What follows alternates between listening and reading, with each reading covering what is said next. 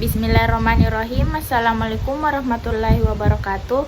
Sebelumnya, perkenalkan nama saya Nurfadia Ipa Putri Irwansa dengan NIM 1057211082221, kelas M21B. Di sini saya akan mempresentasikan salah satu model-model manajemen, yaitu model proses internal.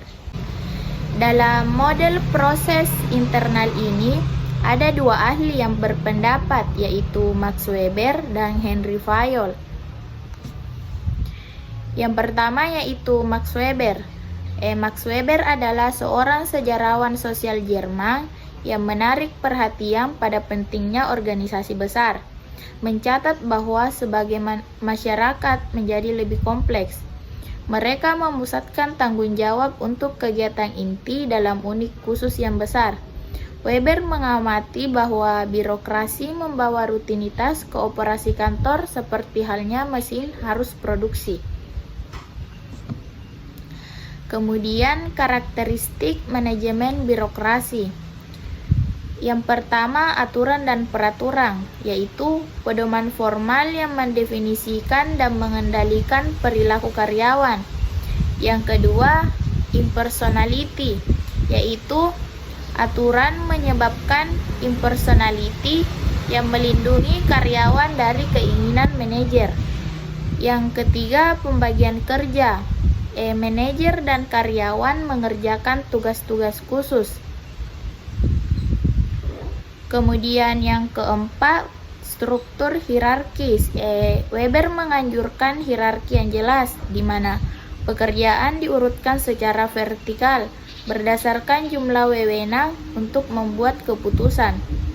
Kemudian yang kelima, struktur otoritas, yaitu sistem aturan, impersonalitas, pembagian kerja, dan hierarki membentuk struktur otoritas. Kemudian yang terakhir, yang keenam, rasionalitas. Ini mengacu pada penggunaan cara yang paling efisien untuk mencapai tujuan. Dalam hal ini, Weber menyadari bahwa selain menciptakan struktur birokrasi, para manajer menggunakan teknik manajemen ilmiah untuk mengontrol produksi dan menerapkan disiplin pada pekerjaan pabrik. Kedua sistem itu saling melengkapi. Struktur formal manajemen memusatkan kekuasaan, sementara organisasi hierarkis membantu spesialisasi fungsional. Kemudian selanjutnya yaitu tokoh Henry Fayol. Manajer juga mampu memanfaatkan ide-ide manajemen administrasi yang dikembangkan oleh Henry Fayol. Fayol adalah seorang insinyur yang pada tahun 1860 dia naik pesat melalui perusahaan dan menjadi direktur pelaksana pada tahun 1888. Ketika dia pensiun pada tahun 1918, itu adalah salah satu kisah sukses industri Prancis. Fayol memuji kesuksesannya karena metode yang digunakannya, bukan kualitas pribadinya. Dia percaya bahwa manajer harus menggunakan prinsip-prinsip tertentu dalam pekerjaan mereka. Ada beberapa prinsip-prinsip manajemen Fayol. Yang pertama yaitu pembagian kerja. Jika orang berspesialisasi, mereka meningkatkan keterampilan dan akurasi mereka yang meningkatkan output. Yang kedua yaitu wewenang dan tanggung jawab. Hak untuk memberi perintah yang berasal dari wewenang resmi seorang manajer atau wewenang pribadinya. Yang ketiga, disiplin. Disiplin penting untuk kelancaran bisnis. Tanpa disiplin, tidak ada perusahaan yang bisa makmur. Kemudian yang keempat, kesatuan perintah. Untuk tindakan apapun, seorang karyawan harus menerima perintah dari satu atasan. Yang kelima, kesatuan arah, yaitu satu kepala dan satu rencana untuk sekelompok kegiatan yang memiliki tujuan yang sama. Yang keenam, subordinasi kepentingan individu ke kepentingan umum. Yang ketujuh, remunerasi personel, yaitu harus adil dan sejauh mungkin memberikan kepuasan bagi personel maupun perusahaan. Yang kedelapan, sentralisasi. Yang kesembilan, rantai skalar. Yang ke-10, pengatur. Yang ke-11, kesetaraan. Yang ke-12, stabilitas masa kerja personel, yaitu pergantian karyawan yang tidak efisien. Yang ke-13, inisiatif, dan yang terakhir yang ke-14, setia kawan. Kemudian, birokrasi ini memiliki banyak kritikus yang percaya bahwa itu menghambat kreativitas, menumbuhkan ketidakpuasan, dan menghambat motivasi. Yang lain memujinya dengan membawa keadilan dan kepastian ke tempat kerja, di mana ia menjelaskan peran dan tanggung jawab, membuat pekerjaan menjadi efektif.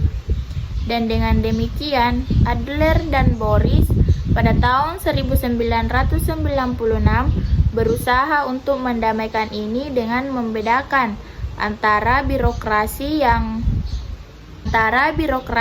memungkinkan dan birokrasi yang memaksa, di mana birokrasi yang memungkinkan ini dirancang untuk memungkinkan karyawan menguasai tugas-tugas mereka, dan birokrasi yang memaksa dirancang untuk memaksa karyawan ke dalam usaha dan kepatuhan.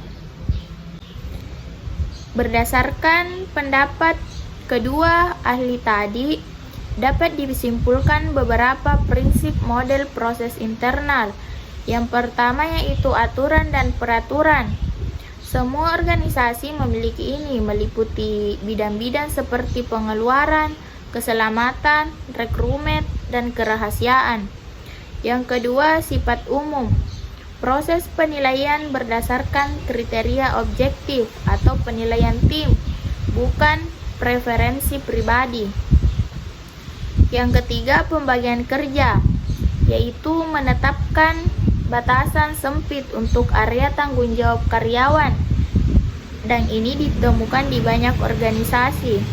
Dan yang keempat, struktur hierarkis, yaitu sebagian besar bagian organisasi perusahaan menunjukkan manajer dengan bawahannya di bawahnya. Kemudian yang kelima, struktur otoritas. Pemegang pos tertentu memiliki wewenang atas hal-hal yang berkaitan dengan pos itu, tetapi tidak atas hal-hal lain. Kemudian yang keenam, sentralisasi. Organisasi menyeimbangkan kontrol pusat, misalnya keuangan atau layanan online, dengan kontrol lokal, misalnya penetapan harga atau perekrutan. Dan yang ketujuh, prakarsa, yaitu praktek saat ini banyak perusahaan meningkatkan tanggung jawab staf operasi. Dan yang terakhir, yang kedelapan, rasionalitas. Manajer diharapkan menilai masalah berdasarkan bukti, bukan preferensi pribadi. Metode birokrasi banyak digunakan terutama di sektor publik dan dalam bisnis komersial dengan outlet yang tersebar secara geografis, seperti hotel, toko, dan bank. Pelanggan mengharapkan layanan yang dapat diprediksi dimanapun mereka berada. Jadi, manajemen merancang prosedur dan manual yang dikendalikan secara terpusat. Bagaimana merekrut dan melatih staf, seperti apa tempat itu harus terlihat, dan bagaimana memperlakukan pelanggan. Demikian yang dapat saya presentasikan. Saya Nurfadia Ipa Putri Irwansa memohon maaf bila ada kesalahan kata. Billahi fisabilil haq, fastabiqul khairat. Wassalamualaikum warahmatullahi wabarakatuh.